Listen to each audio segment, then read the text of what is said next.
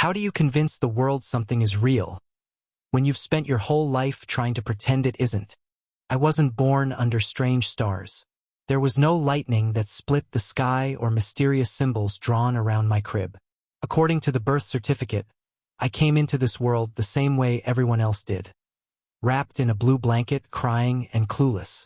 But from the moment I could form memories, I knew something was off. Not about the world, about me. First, it was little things.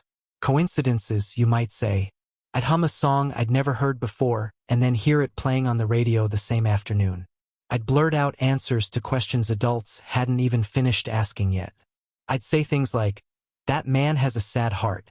And then the next day, we'd hear someone in the neighborhood died. My parents laughed it off. They said I had an imaginative mind. I believed them until I turned 7. That was the first time I touched someone and felt nothing. It was my uncle's hand. He had a firm grip and a big voice and used to throw me up in the air and catch me like I weighed nothing. But that day, when I placed my palm in his to cross the street, a hollow ache filled my chest. Felt like standing in a cold room with no windows. I didn't understand it then, but I said something that made him freeze. "Uncle Jay, you're not going to be here long, are you?" He blinked. I remember his knuckles tightening around mine. "Why would you say that, kiddo?" I didn't answer. Couldn't. But 3 nights later, he died in a car accident. No warning. No survivors. I overheard my mom crying on the phone, telling someone it was instant, that he probably didn't feel a thing. But I had felt it. Before it happened. I didn't tell them what I felt. Couldn't. My parents were already worried about the things I said, especially in public. Whenever we'd go to the grocery store, I'd point to strangers and whisper things like, "He's sick in his stomach," or, "That lady's going to get lost soon." I didn't know what the words meant. I just knew them, like they were planted inside me. Once, when I was 8, I tugged on my mom's hand in line at a supermarket and said softly, "That man with the oranges, he won't see tomorrow's sun." She shushed me so fast I bit my tongue. I can still taste the copper. She pulled me outside, furious. Said I was being disrespectful. Dramatic. Weird. But the next morning, the man in question, Mr. Kanu, who owned a shoe repair shop in town, collapsed from a heart attack right in front of his stall. He never made it to sunrise.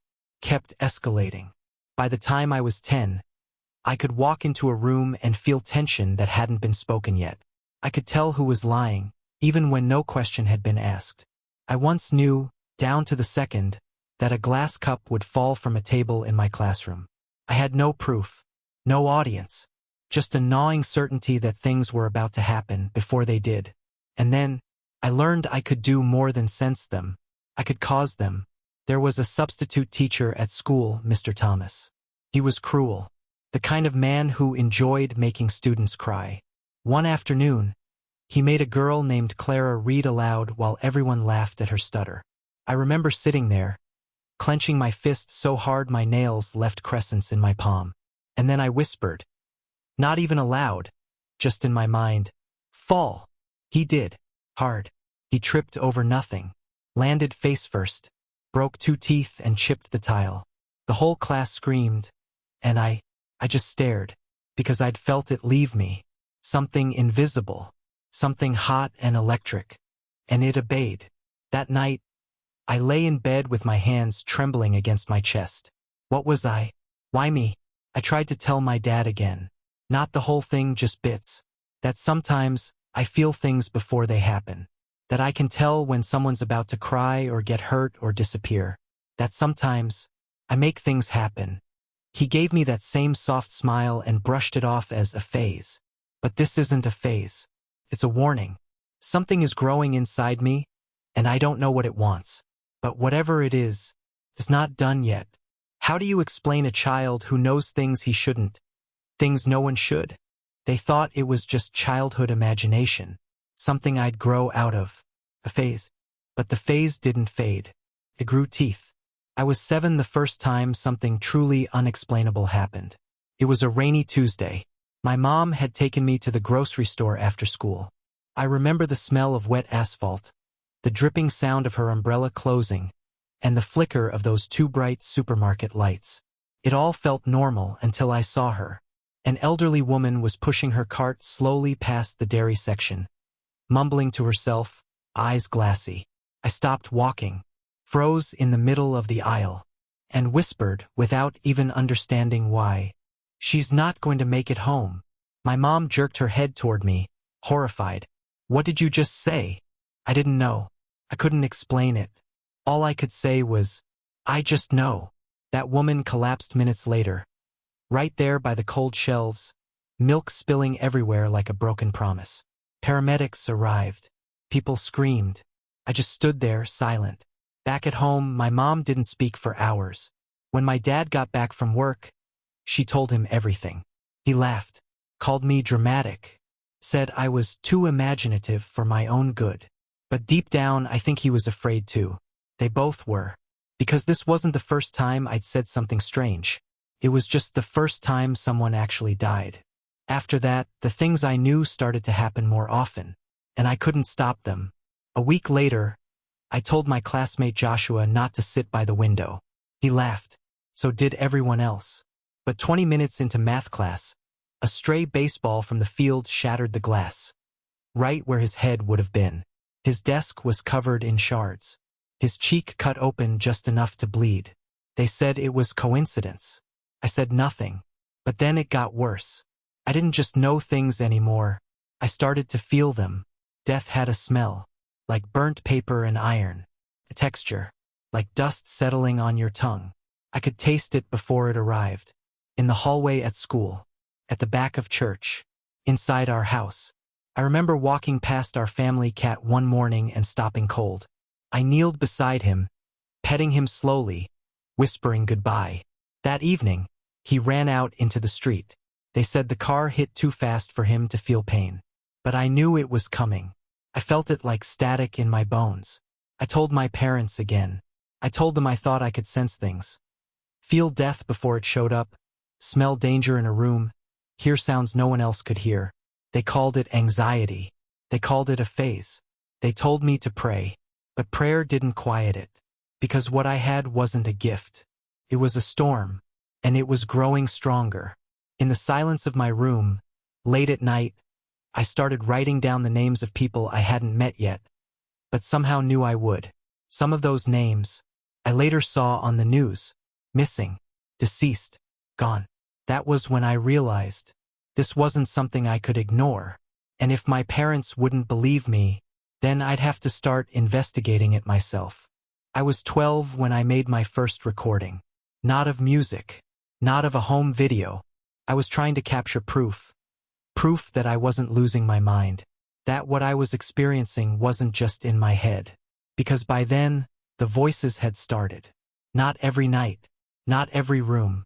But some spaces held a kind of hunger in the air. They'd whisper things. Quiet, fragmented things I didn't always understand. Not directly into my ears, but inside my head. And I started to realize it always happened in the same corner of the house. The hallway by the attic door. That corner had always felt wrong. Even as a kid, I avoided it. The shadows there clung too tightly to the walls.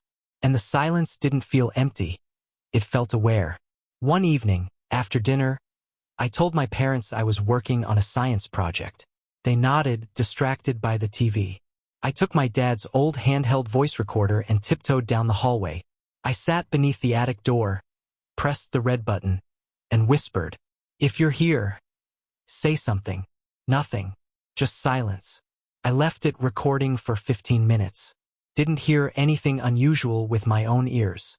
Not even creaks. But when I played it back, the first half was normal. Just quiet.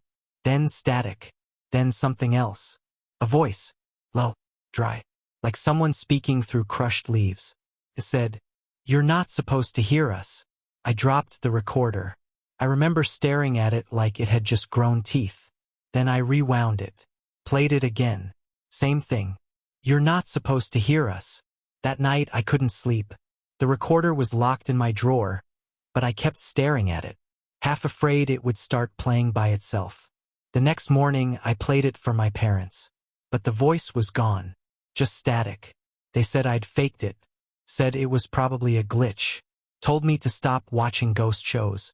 But I know what I heard. From that day forward, I began documenting everything. Recordings, journals, dreams. I drew maps of where in the house things felt wrong. Time-stamped the moments the air turned cold.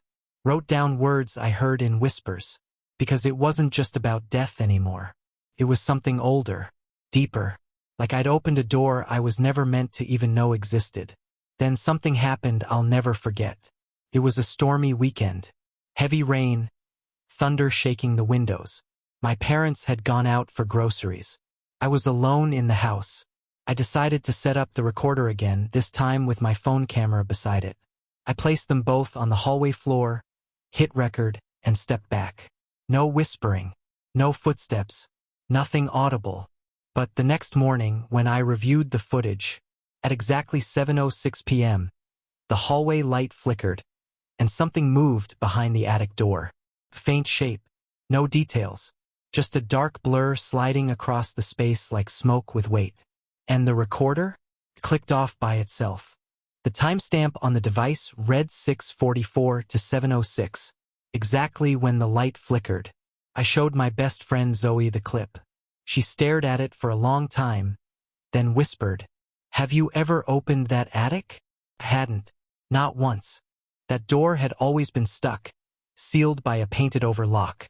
My parents told me it was empty. Insulation, pipes, nothing more. But something was up there. I was sure of it. And suddenly the recordings, the voices, the sense of death in the air, they all felt like invitations. Subtle, persistent, patient, like something was waiting. And deep down, I wasn't sure it wanted me to investigate anymore. It wanted me to join. They didn't see it coming. The fire drill had just ended. Students were settling back into their chairs, groaning about missed math tests and soggy shoes. But I couldn't hear any of it. My ears were ringing, not from alarms, but from the screaming that hadn't started yet. I stood in the doorway of room 207, staring at my science teacher, Mr. Lane. He was laughing at a joke one of the students cracked. The warmth in his face didn't match the chill clawing its way up my spine. I knew he had 10 minutes to live. No, not because I wanted it. And definitely not because someone told me. It was like the air itself whispered it to me. I could feel it. His lungs would stop. His heart would panic. I could see him collapse before it happened, like déjà vu in reverse. I tried to tell him. My voice cracked as I muttered, "Sir, maybe sit down. Take a break." He ruffled my hair like always. "You worry too much, kiddo. I'm not that old." But he was wrong. He wasn't going to die because of age. It was something inside him. A rupture. A twist. Something waiting, silent, inside his chest like a coiled wire. I raised my hand anyway. "Can I go to the nurse?" He nodded. But I didn't go. I stood right outside, watching through the narrow slit of the door. 7 minutes later, he collapsed. I didn't move. I didn't scream. I already knew. The students panicked, crowding him, screaming for help. Teachers rushed in. Someone yelled to call an ambulance. But I just stood there, hearing nothing, like the moment I was born. Deaf to the chaos but wide-eyed to the truth. Mom picked me up early that day. She thought I was shaken by the incident. But when we got to the car, she asked the question she'd been holding back for months. "Why do you always know things you shouldn't?" I couldn't answer her. Not truthfully, because even I didn't understand it. That night, I laid in bed and whispered the names of 2 strangers I'd seen earlier in the grocery store. "I hope you say goodbye before Tuesday," I whispered into the dark. One of them would never see Wednesday. Mom heard me from the hallway. She came in, trembling. "Who are you talking about?" I told her the man in the red cap. The one who laughed too loud and looked like he hadn't slept in days. She stared at me. "You saw that man once." "I know. And you think he's going to die?" "I don't think," I said, my voice flat. "I know." And here's where everything started to unravel. Because that same night, the news broke. A fatal car crash. 2 victims.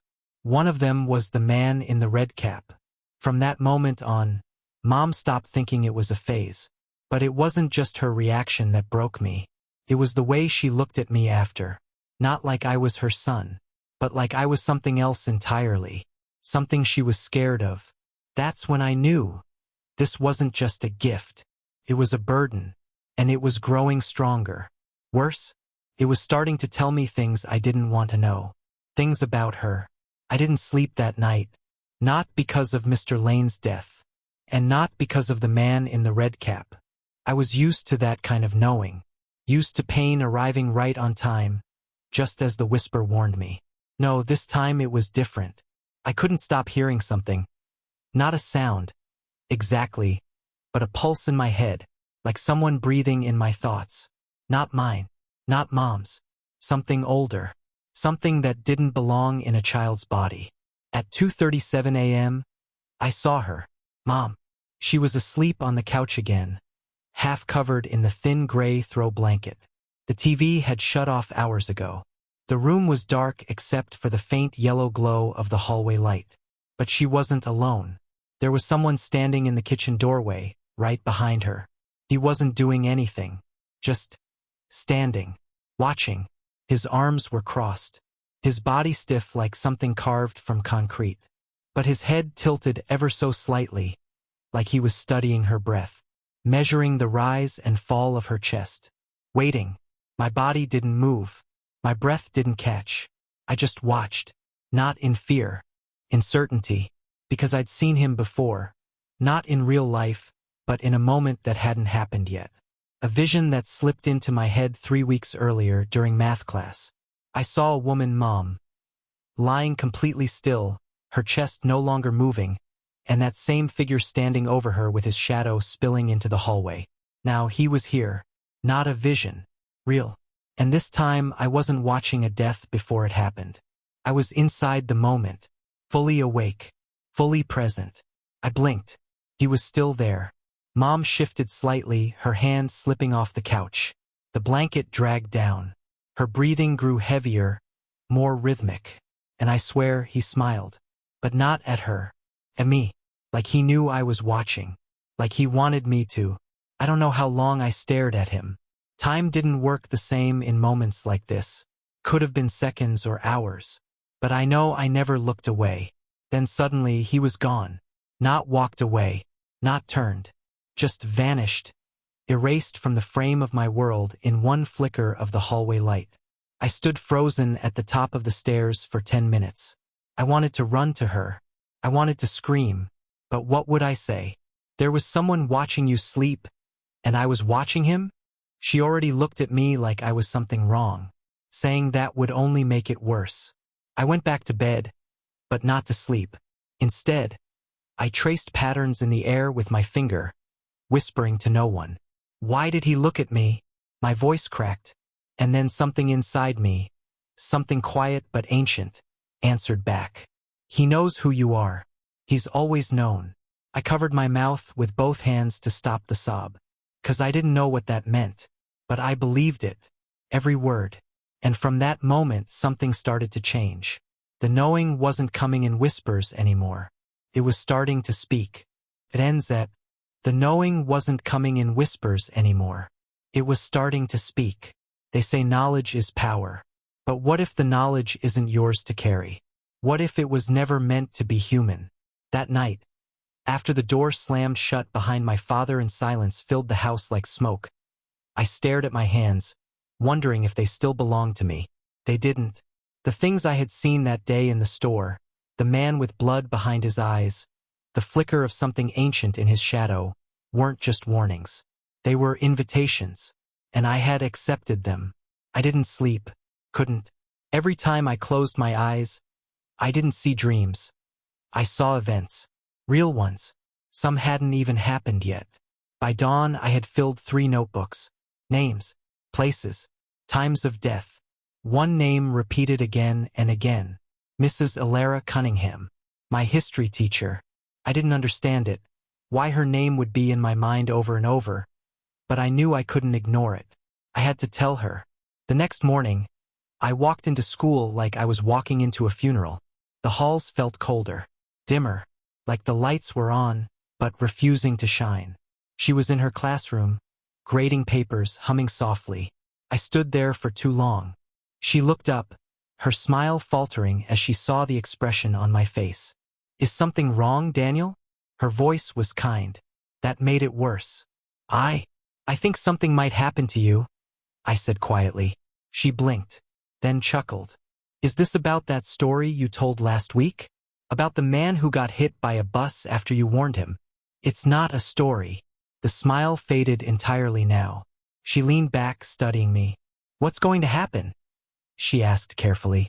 I didn't want to say it, but the moment I opened my mouth, something else spoke through me. "Tomorrow morning, 8:32. The parking lot." She gasped. Couldn't stop. "You'll be walking with your coffee. You'll drop your keys. You'll bend down. The car won't stop in time." The pen in her hand clattered to the desk. Her face went pale. "How do you know that?" And I whispered what I didn't even understand myself. "Because I've seen it before." She stared at me like I was something alien. And maybe by then I was. She didn't come to school the next day. No one said why. But the news came in by second period. Mrs. Alara Cunningham, killed in the parking lot. 8:32 a.m. A distracted parent had run a red light. They never saw her. She never saw them. My classmates whispered about it for days. But I knew. She had believed me and still died. I started to wonder if maybe the warning itself was the curse. Because every time I tried to stop something, it only got worse. That night, I begged my parents to help, to listen, to take me seriously. I told them about the dreams, the visions, the voices that weren't mine. I was shaking. My mom looked at me with pity. My dad with frustration. "Daniel," he said, "you're just overwhelmed. The school, hormones. You're imagining these things." But I wasn't imagining the voice that spoke through me next. Came from my mouth. But it wasn't me. "She wasn't the first," the voice said in a deep, static-laced tone. "And she won't be the last." My mom dropped her glass. My dad froze, then grabbed me by the shoulders. "Stop it. This isn't funny." But I couldn't stop. I wasn't in control anymore. Something else was. It laughed.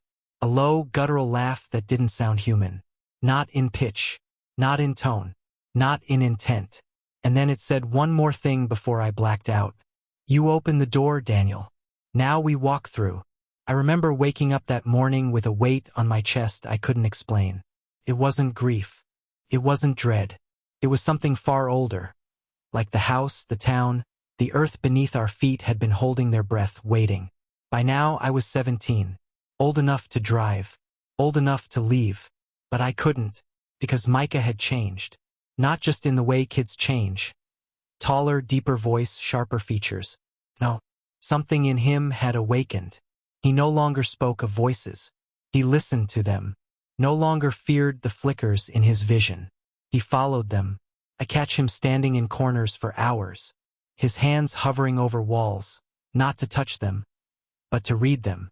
Like they were whispering something. He said to me once, "Everything we touch remembers us. Most people just don't know how to ask it to speak." I brushed it off. Until the day he found a girl. Dead. But not missing. Not buried. She had been inside her house the whole time, reported alive. Living her routine. Except she wasn't. She was never really there. Her body sat in a locked crawl space under her kitchen floor. Micah had never met her.